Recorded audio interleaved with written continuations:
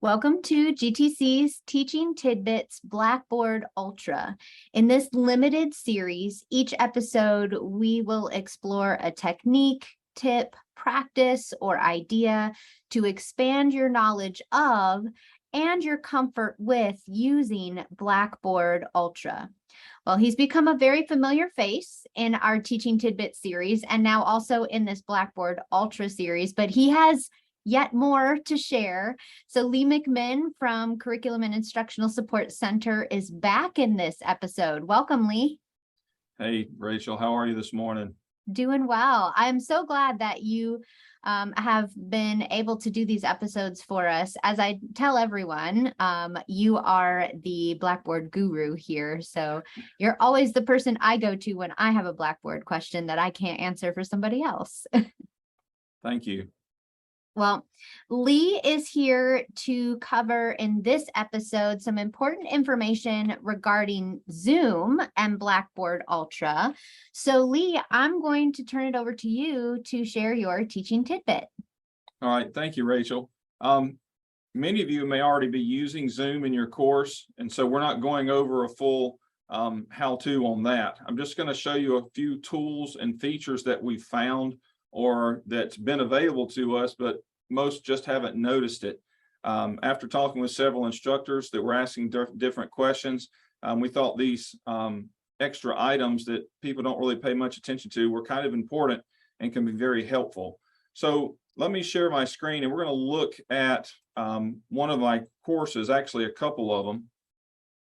All right, so first thing off, generally we recommend that you put a Zoom link near the top of your content area. And just as a quick overview, you can quickly do that by clicking the little create or the add to button and choose content market. And when you do that, it'll be at the bottom because these are all listed alphabetically. You'll see Zoom meeting. Just click the little plus in the bottom right hand corner. And that creates a link to your Zoom lobby. And when I say lobby, that's the lobby for this particular course. Now, as you know, anytime you create anything new in Blackboard, it's going to automatically hide it from the students. I'm going to unhide this, make it visible.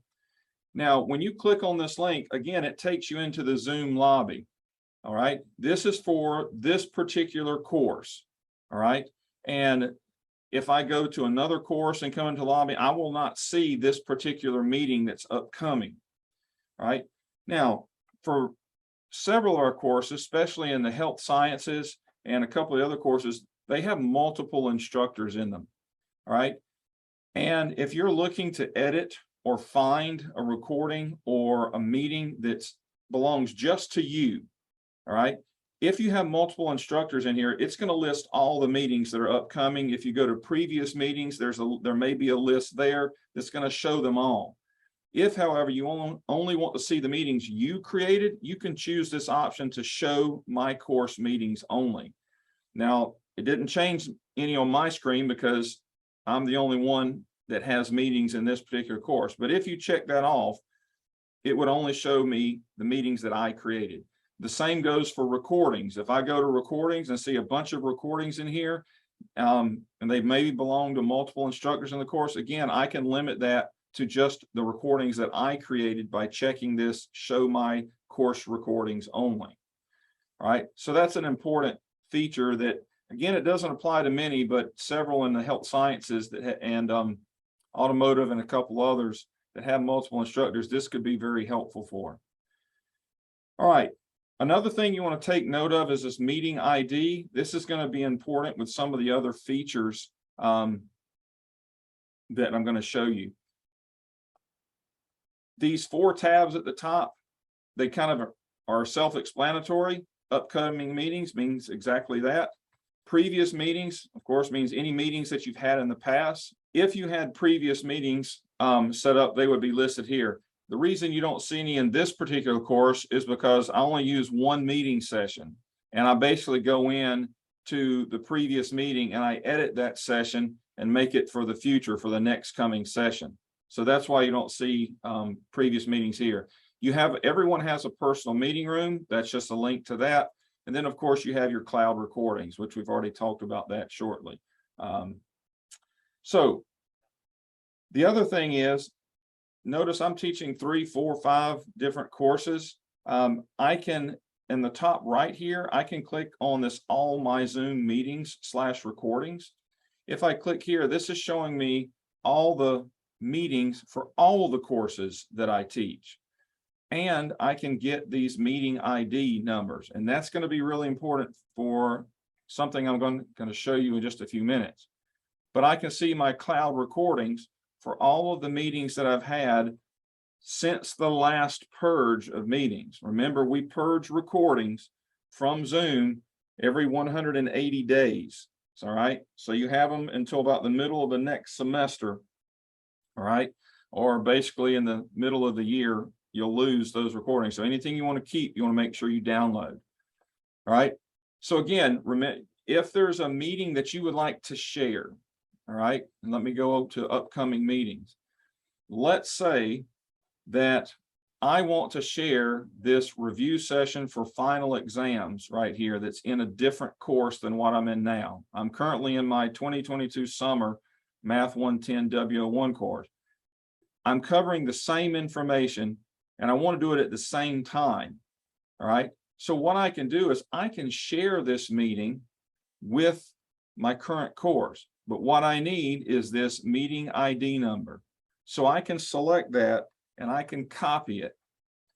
Now, if I go back to my Zoom lobby, all right, in the top right-hand corner, there is a button with 3 vertical dots.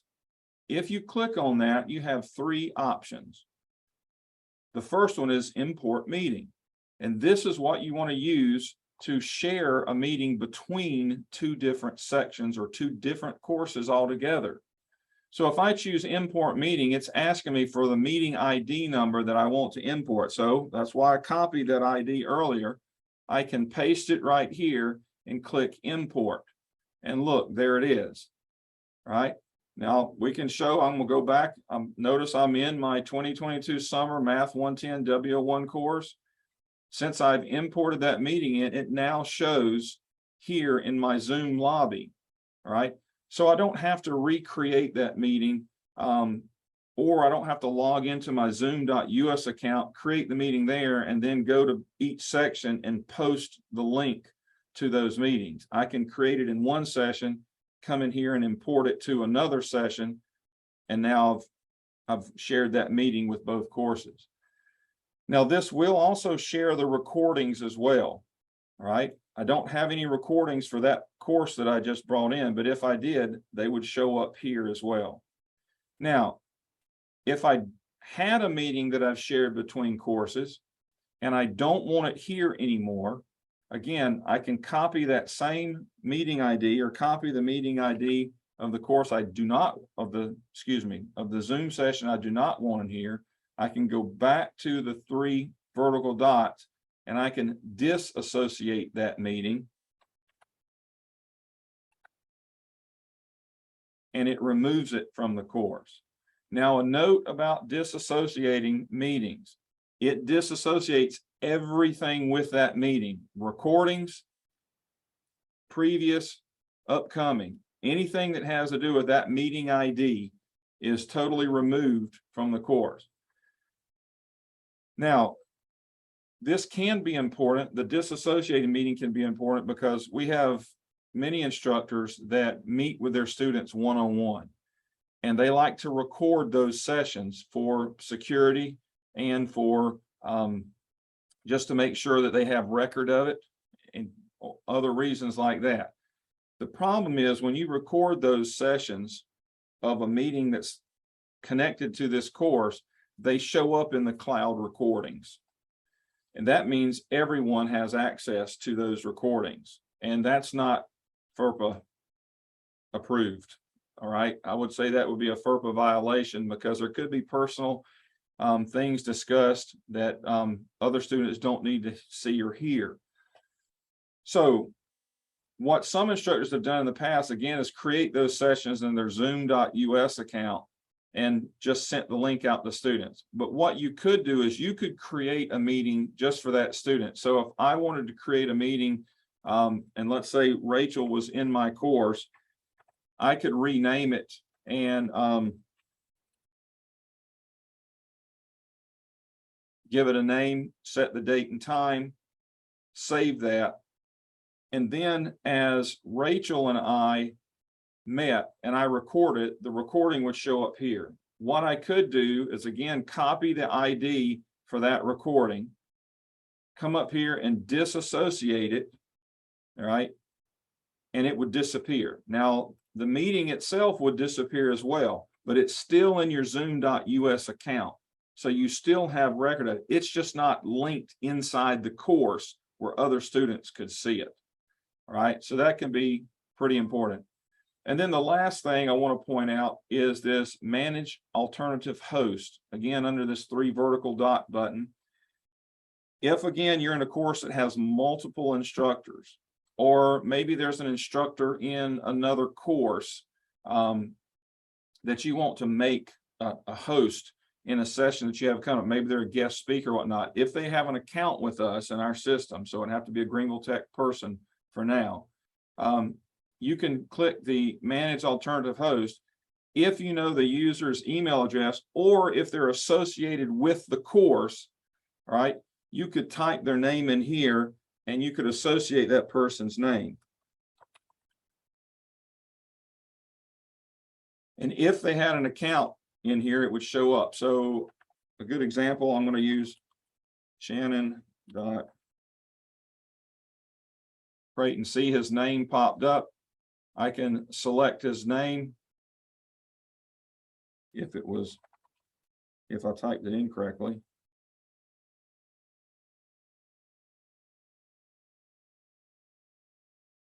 There, his email address was recognized because it's in our system. And now I've made him an alternative host. He would get an email telling him he's the host and the link to the meeting session. So he's not even an instructor in this course, but he's going to be a guest speaker. All right. And so now in any of the meetings that I run, he's going to be able to join those. All right. And then to remove them, all you have to do is click the X by their name. They're removed, close the panel, and you're done. So that's some of the interesting tools that we have available to us in Zoom. Also, if you want to get a little training, there's a link to Zoom training right here in the top right-hand corner if you've never noticed that. But that's all the teaching tidbits I have for this session on Zoom. Well, thank you so much, Lee. I think you packed in all of the important information for us in this episode. Lots of helpful little tips and even reminders for those who have been using Zoom. I think it will also kind of set minds at ease that it doesn't look terribly different here in Ultra than it did in Original as far as the Zoom meeting room and things like that go. So I think that will alleviate some of the concerns about incorporating everything into Ultra. So thank you so much for providing all of that information for us today. No problem. Anytime I can help, I'm glad to. Well, you heard it from Lee. He said, feel free to continue the conversation and reach out to him. And he really does mean it. If he's not on the phone with someone else, he will pick up an answer right away. And by someone else, I mean helping another faculty member. He's very prompt in answering those emails, so you definitely can reach out to him. His email is here on the screen, lee.mcminn@gvltec.edu. And of course, for any Blackboard Ultra related questions, you are welcome to reach out to any member of CISC. You can email their department email, cisc@my.gvltec.edu, and one of the wonderful team over there in CISC will get back with you and help you with any of those questions or concerns that you have. Well, that's our teaching tidbit for this episode of Blackboard Ultra, and we'll see you next time.